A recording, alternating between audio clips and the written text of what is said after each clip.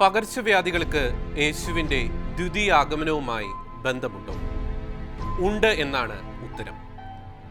ലോകചരിത്രത്തിൽ പലതവണ ആവർത്തിച്ചിട്ടുള്ളതും അനേകരുടെ ജീവൻ എടുത്തിട്ടുള്ളതുമായ അനേകം പകർച്ചവ്യാധികളെക്കുറിച്ച് രേഖപ്പെടുത്തിയിട്ടുണ്ട്. ശാസ്ത്രം ഇത്രയേറെ പുരോഗമിച്ചിട്ടും മറ്റൊരു കാലഘട്ടത്തിലും കാണാത്ത വിധത്തിൽ ഒന്നിനു പുറകെ ഒന്നായി പകർച്ചവ്യാധികൾ ഈ കാലഘട്ടത്തിൽ നമ്മെ തേടി വന്നുകൊണ്ടിരിക്കുകയാണ്.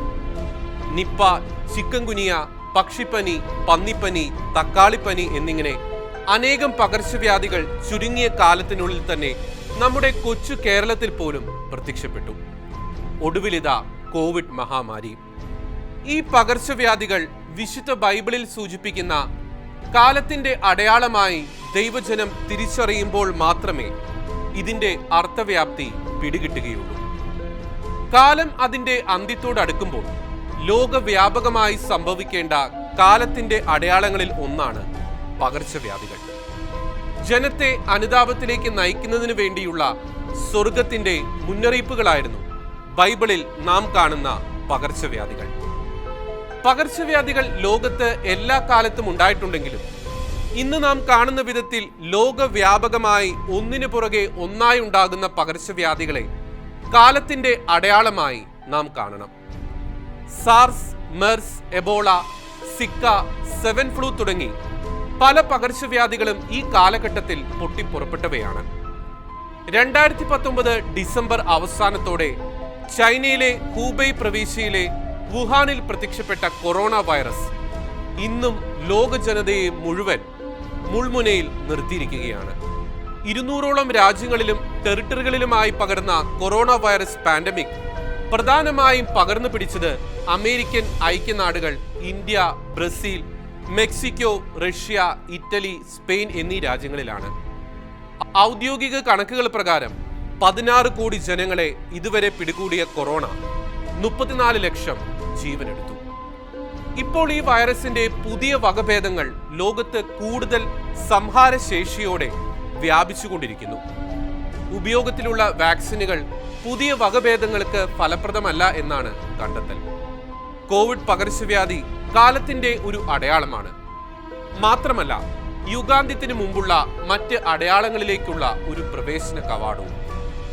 മനുഷ്യജീവന്റെ നിസ്സാരതയും ക്ഷണികതയും ലോകത്ത് മനസ്സിലാക്കി കൊടുത്ത കൊറോണ വൈറസിലൂടെ കർത്താവ് നമ്മോട് സംസാരിക്കുന്നുണ്ട്. ഇത് കർത്താവിനെ തേടുവാനുള്ള സമയമാണ്. കൃപയുടെ സമയം കഴിഞ്ഞുകൊണ്ടിരിക്കുന്നു. നീതിയുടെ മണിക്കൂറിലേക്ക് ലോകം പ്രവേശിച്ചുകൊണ്ടിരിക്കുന്നു. അടയാളങ്ങൾ ദൈവസ്നേഹത്തിന്റെ മുന്നറിയിപ്പും താക്കീതുമാണ്. അവയോട് നാം പ്രത്യുത്തരിക്കേണ്ടത് പ്രാർത്ഥനയിലൂടെയും പരിഹാര പ്രവൃത്തികളിലൂടെയുമാണ്.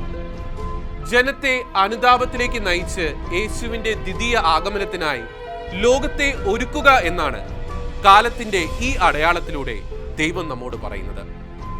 വിലാപങ്ങളുടെ പുസ്തകത്തിന്റെ അവസാനത്തിൽ ഗ്രന്ഥകാരൻ കണ്ണീരോടെ പ്രാർത്ഥിക്കുന്നത് ഇങ്ങനെയാണ്: കർത്താവേ, ഞങ്ങൾ മടങ്ങി വരേണ്ടതിന് ഞങ്ങളെ അങ്ങയിലേക്ക് തിരിക്കണമേ.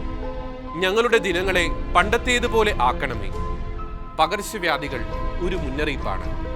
അതോടൊപ്പം തന്നെ ക്രിസ്തുവിന്റെ പ്രത്യാഗമനത്തിന് മുന്നോടിയായി ദൈവം നമുക്ക് നൽകുന്ന അടയാളവും.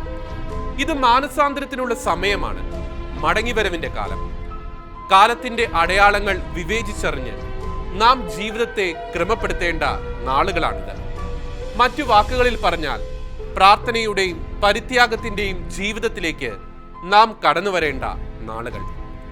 ഇപ്പോഴത്തെ പ്രതിസന്ധികൾക്ക് പരിഹാരം അന്വേഷിക്കുന്ന മനുഷ്യനുള്ള ഉത്തരവും ഇത് തന്നെ. പശ്ചാത്താപത്തോടെ, പരിത്യാഗത്തോടെ ദൈവകരുണയ്ക്ക് വേണ്ടി നമുക്ക് യാചിക്കാം. യേശുവിന്റെ വരവിനൊരുക്കമായി ലോകത്തിൽ പല അടയാളങ്ങളും ഇനിയും പ്രത്യക്ഷപ്പെടും. എന്നാൽ നാം ഒരുങ്ങിയോ? ലോകത്തെ അവന്റെ വരവിനായി ഒരുക്കിയോ?